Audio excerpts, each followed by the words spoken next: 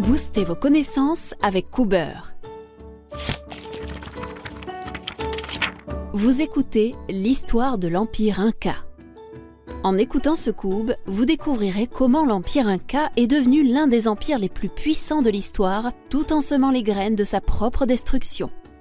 Vous découvrirez aussi que les Incas étaient une petite tribu qui a réussi à se hisser à la tête d'un empire de 10 millions d'habitants. Que les Incas géraient leur empire grâce à un contrôle du territoire très efficace.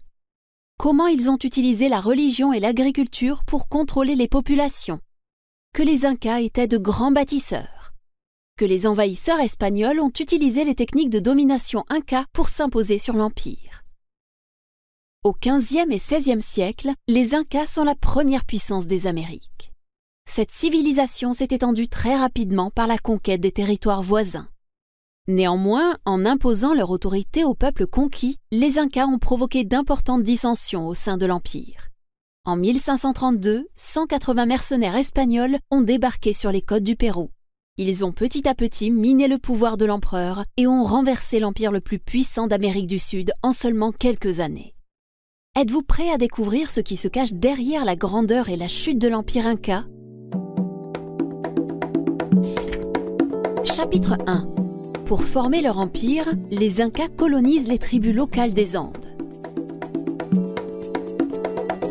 Les Incas constituent au début du XVe siècle une tribu de 40 000 personnes. Au fil du siècle, ils parviennent à construire un empire de plus de 10 millions d'habitants. Comment s'y sont-ils pris? La légende veut que les premiers Incas soient des descendants directs du soleil. Après avoir vécu dans une grotte, au cœur d'une montagne, ils en seraient un jour sortis. Le soleil leur aurait alors dit d'aller s'établir là où le bâton d'or qu'ils possédaient s'enfoncerait dans la terre. Après un long périple, ils auraient trouvé l'endroit parfait et auraient fondé la ville de Cusco. Le nom de Cusco n'est pas arrivé par hasard. En effet, Cusco signifie dans la langue des Incas le nombril de la terre. La tribu pensait que cette ville était le centre de l'univers. L'expansion du territoire Inca a débuté au début du XVe siècle. Jusqu'à 11 000 km² ont été conquis chaque année. Cette conquête a été le fruit de nombreuses guerres. Les Incas commencent par les tribus des Andes. À l'époque, toutes ces tribus sont constamment en guerre. À partir de 1430, les Incas les colonisent une à une. Paradoxalement, cette conquête a apporté la paix et la sécurité des peuples dans la région, puisque, étant tous sous domination Inca, ils n'avaient plus de raison de se battre entre eux. Bientôt, les Andes n'ont plus suffi aux Incas. Ces derniers ont donc quitté le territoire andin pour s'étendre davantage. Ils se sont notamment opposés à de grandes civilisations rivales. Par exemple, les Chimú qui ont dominé la région pendant plus de 500 ans. Leur empire se trouvait à 1500 km au nord de Cusco. La capitale, Chan Chan, comptait 30 000 habitants et s'étendait sur 20 km². Elle était donc plus importante que Cusco. Comment les Incas ont-ils pu gagner face à ce géant? Chan Chan était entouré d'une forteresse et se situait en plein désert. Les Chimú avaient cependant construit un système d'irrigation élaboré pour recevoir de l'eau potable. Les Incas ont vu là une opportunité. En coupant les canaux d'irrigation, ils ont assoiffé la population et ont gagné la guerre. Le sort des Chimú est loin d'être un cas isolé. Les Incas s'en sont pris à toutes les tribus et civilisations qui les entouraient pour agrandir leur empire. Avant chaque bataille, l'empereur offrait à son adversaire la possibilité de se rendre en échange d'une taxe à payer à échéance fixe. Celle-ci servait à montrer la loyauté de la tribu à l'empire Inca. À son apogée, l'empire s'étend sur 1 million de km², soit sur 6 pays actuels d'Amérique du Sud. Il est composé de déserts, de montagnes, de fleuves, etc. Autrement dit, la diversité des territoires occupés permet aux Incas de bénéficier de nombreuses ressources naturelles qui les enrichissent et qui renforcent leur supériorité économique. L'empire est tout aussi divers puisqu'il est constitué d'une mosaïque de peuples, de langues et de cultures. En effet, une tribu de 40 000 Incas contrôle un empire de 10 millions d'habitants de cultures et de tribus différentes. En bref, l'Empire Inca s'est imposé par la guerre dans les Andes et au-delà, en colonisant tous les peuples qui se trouvaient sur son passage. Il en résulte une grande diversité de paysages et de cultures. Chapitre 2. Les Incas gouvernent grâce à leur puissance militaire et à leur contrôle du territoire. La colonisation des Incas n'est pas toujours bien perçue par les peuples autochtones. De nombreuses rébellions voient le jour, mais elles sont rapidement étouffées par la puissance militaire des Incas. Comment s'organisent-elles? Les armes de l'époque sont principalement des frondes et des massues pour le combat rapproché. Des bolas, c'est-à-dire 3 pierres nouées à des cordes qui permettent d'entraver les jambes de l'ennemi à distance. Ces armes sont utilisées à la fois par l'armée inca et par les rebelles à l'Empire. Cependant, l'armée sort vainqueur des tentatives de soulèvement, car elle est disciplinée et organisée. Ses troupes sont coordonnées. Le déploiement des troupes est efficace et rapide. En effet, les Incas misent sur la force militaire. Ainsi, à Cusco se trouve une académie militaire qui entraîne les jeunes hommes à se battre pour le roi des Incas. Les Incas s'assurent également que ses ennemis ne puissent pas se rebeller. Par exemple, ils déplacent les populations récalcitrantes aux extrémités de l'Empire, les dispersent pour qu'elles ne puissent pas s'organiser, interdisent le port des armes aux non-Incas. En parallèle de la puissance militaire et du contrôle des populations, les Incas s'assurent de maîtriser parfaitement leur territoire. En effet, comme l'Empire s'étend sur 1 million de kilomètres carrés, les Incas ont besoin de se déplacer rapidement pour pouvoir mater les révoltes. Qui plus est, leur empire est composé de paysages électriques avec par exemple des déserts, des montagnes, des rivières, des forêts vierges. Pour traverser ces régions rapidement, les Incas ont construit un réseau de communication appelé le Capacñan. Il est structuré autour de 2 axes longs de 6000 km et comprend des chemins, des ponts suspendus, des escaliers en pierre sur le flanc des montagnes, des routes dans le désert protégées du sable par des murets.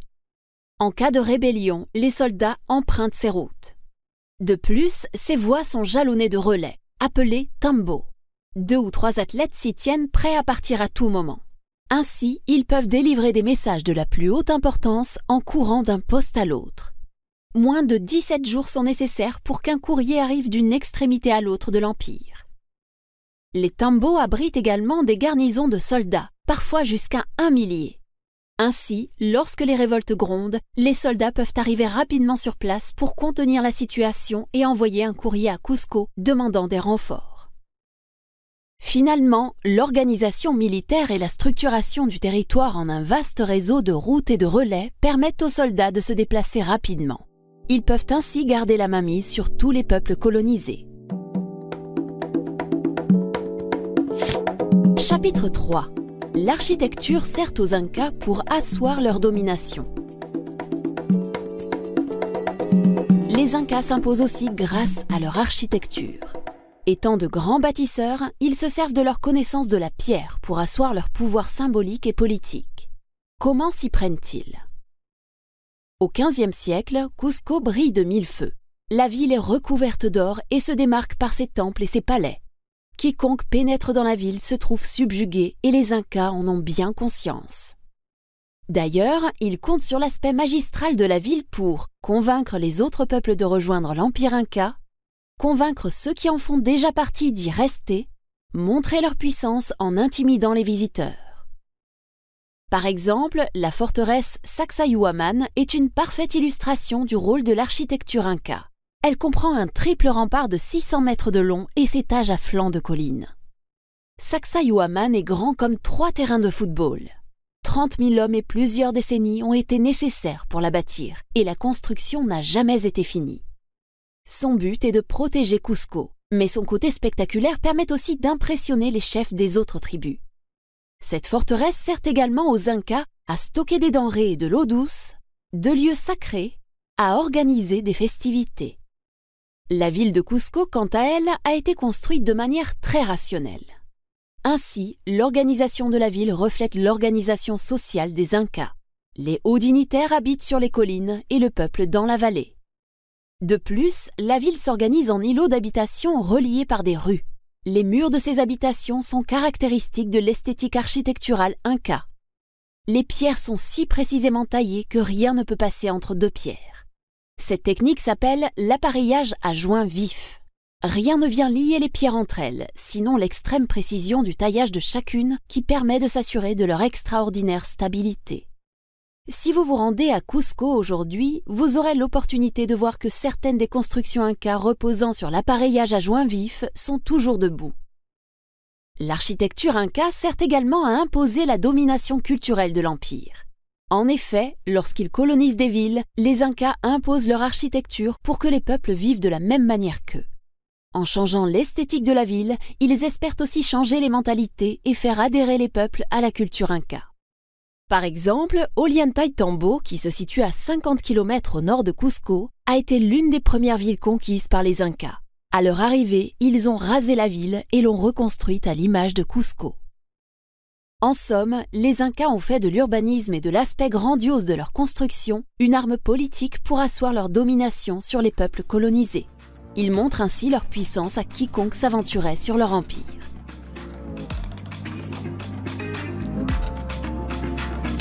Chapitre 4. Les Incas contrôlent la nourriture et la pratique de la religion.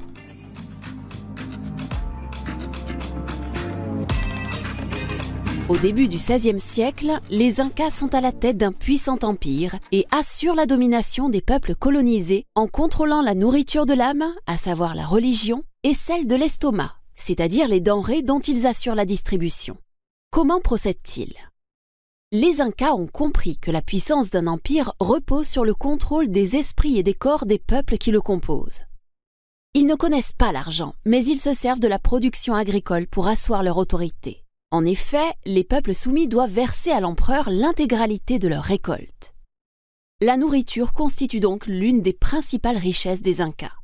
À Incahuasi, à 400 km de Cusco, ils bâtissent de grands entrepôts pour conserver des milliers de produits agricoles.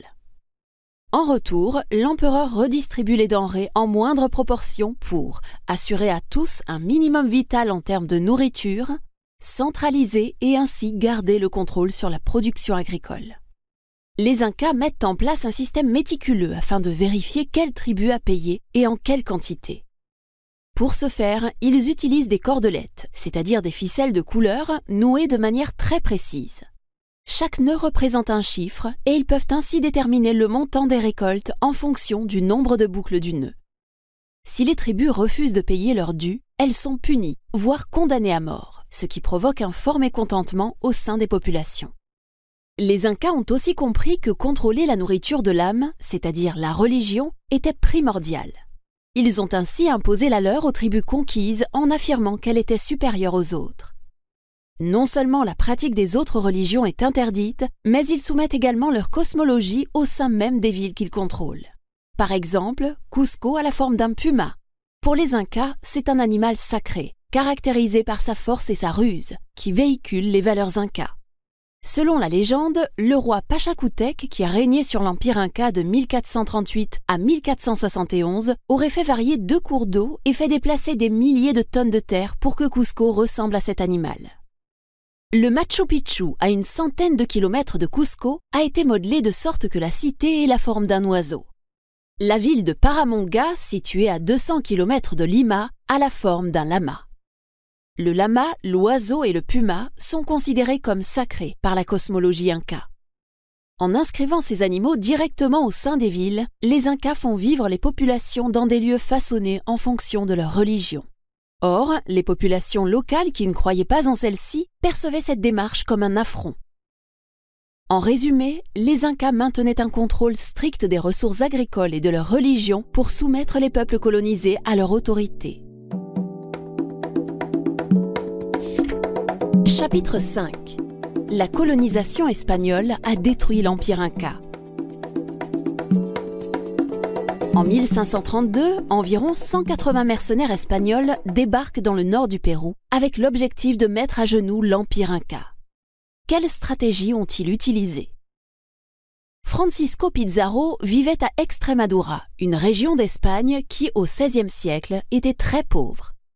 À l'époque, les récits de voyage des aventuriers qui découvrent des cités d'or aux ressources colossales envahissent l'Europe. Le Pérou apparaît donc comme un endroit propice pour s'enrichir. À l'image du conquistador Hernán Cortés, qui a renversé la civilisation aztèque à partir de 1519, Pizarro veut tenter sa chance. Il demande donc au roi d'Espagne la permission de se rendre aux Amériques. Le roi lui donne alors la permission de s'emparer des territoires qu'il trouvera au nom de la couronne. Pizarro commence son expédition en 1530, accompagné de 179 mercenaires. Ils arrivent au Pérou en 1532. Les Espagnols sont reçus avec une certaine méfiance par les populations locales. Ils arrivent équipés d'armures sur des chevaux.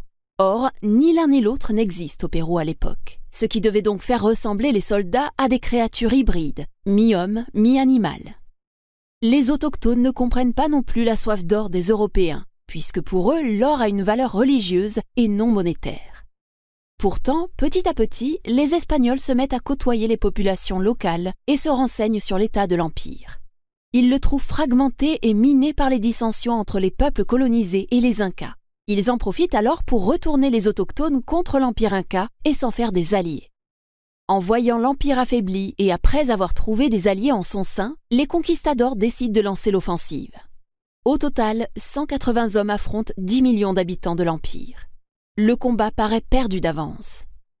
Pourtant, les Espagnols arrivent avec une force armée importante, équipée d'épées faites à Tolède, une ville réputée pour le tranchant de ses lames d'acier, de lances, d'armes à feu, instruments totalement inconnus des Incas.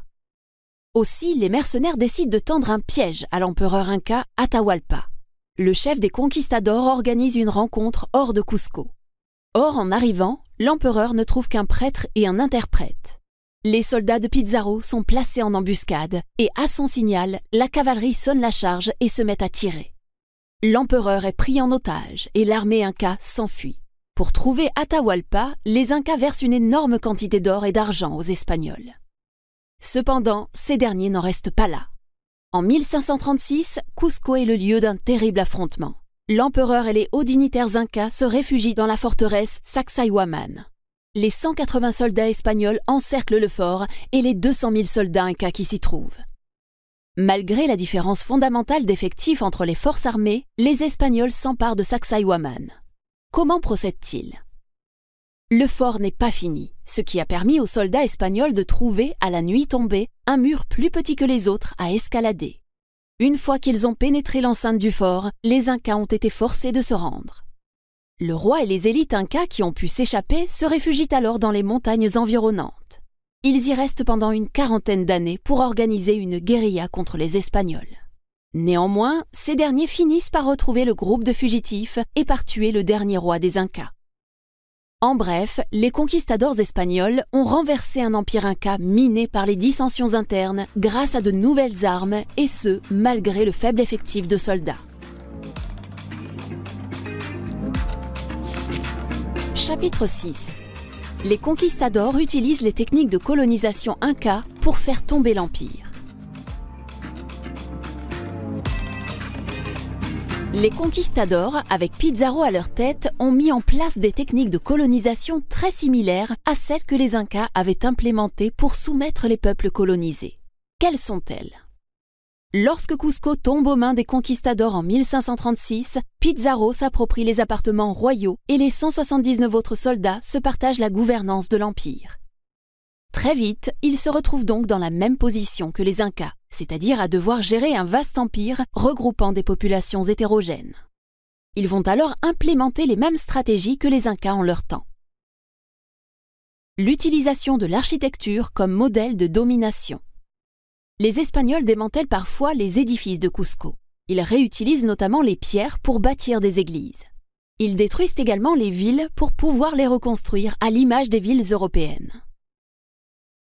Le contrôle du culte religieux. Les conquistadors interdisent la pratique d'autres religions que la religion catholique. Les temples incas ont même été remplacés par des églises. Cependant, la résistance est organisée parmi les peuples conquis pour continuer à pratiquer leur culte en secret. Par exemple, à Incahuasi, à 400 km de Cusco, des centaines de fragments d'os brûlés postérieurs à l'invasion espagnole ont été retrouvés. Les archéologues estiment que les momies ont été brûlées au XVIIe siècle par des prêtres catholiques. Cela signifie que la religion inca a continué à être pratiquée en secret bien après la fin de la conquête. L'utilisation de la force armée. Des mercenaires cruels sont envoyés auprès des populations locales pour les éradiquer. Cette pratique sert également à montrer par l'exemple l'étendue du pouvoir espagnol et ainsi intimider les populations. Par exemple, à Bella Vista, à 500 km de Cusco, les archéologues ont retrouvé les vestiges d'un massacre commis par les conquistadors après avoir accédé au pouvoir.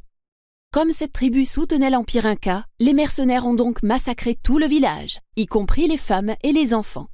Ce faisant, ils voulaient montrer l'exemple et mater les autres rébellions qui pouvaient survenir. Les nombreux pillages de richesses. Les Espagnols ont pillé l'or des temples et ont notamment rasé la forteresse de Sacsayhuaman, dont l'intérieur était doré. Ensuite, ils ont fait fondre l'or et en ont fait des lingots. Ils ont aussi volé les momies et les reliques avec lesquelles les personnages incas importants étaient enterrés. Les Espagnols ont donc, pendant plusieurs années, détruit presque tous les aspects de la culture inca. La nature s'est chargée du reste. En effet, en 1659, un terrible séisme détruit ce qu'il restait de l'Empire Inca. De là, les Espagnols saisissent l'opportunité pour finir ce qu'ils avaient commencé et reconstruisent les villes détruites selon leurs désirs, c'est-à-dire à l'européenne. Les maladies apportées d'Europe par les conquistadors ont aussi décimé les populations incas. Aussi, entre les guerres et les mariages avec les Européens, l'ADN des Incas a tellement été dilué qu'il ne reste aujourd'hui aucun représentant de cette ethnie. Pour conclure, comme les Incas, les Espagnols imaginaient que leur culture était supérieure et qu'ils devaient donc l'imposer aux peuples autochtones. En quelques décennies seulement, ils ont annihilé la culture et le peuple inca en utilisant, tout comme l'avait fait l'Empire Inca de son temps, la force armée, le contrôle du culte religieux ou l'urbanisme comme arme politique. Conclusion. L'Empire Inca est devenu l'empire le plus puissant d'Amérique du Sud en quelques décennies. La culture qu'ils ont développée était si riche et si puissante que les peuples colonisés ne se risquaient que rarement à la rébellion. Les rares soulèvements qu'il y a eu ont de toute manière été étouffés grâce à la force militaire inca et à leur contrôle du territoire. Tout semblait donc bien se passer pour les Incas. Pourtant, les peuples colonisés nourrissaient une haine féroce contre l'Empire. L'arrivée des conquistadors espagnols a suffi à mettre le feu aux poudres. En s'alliant avec les peuples dissidents, ils ont renversé l'Empire Inca en quelques années. Ce qu'il faut retenir de ce coup. Les Incas ont mis les peuples colonisés à genoux et, ce faisant, ont semé les graines de leur propre destruction. La force militaire inca était très puissante, mais a quand même été battue par les conquistadors espagnols. Les Incas ont imposé leur domination grâce à l'architecture, au contrôle du territoire et de la production agricole. Comme les Incas en leur temps, les Espagnols ont imposé aux peuples colonisés leur culture et leur religion qu'ils pensaient être supérieurs aux autres. Les Incas ont totalement disparu aujourd'hui, décimés notamment par les guerres et les maladies. Vous avez aimé ce Cube? Vous voulez approfondir ces idées et ces exemples? Retrouvez le documentaire L'histoire de l'Empire Inca de Matt Currington en ligne et à bientôt sur Kuber.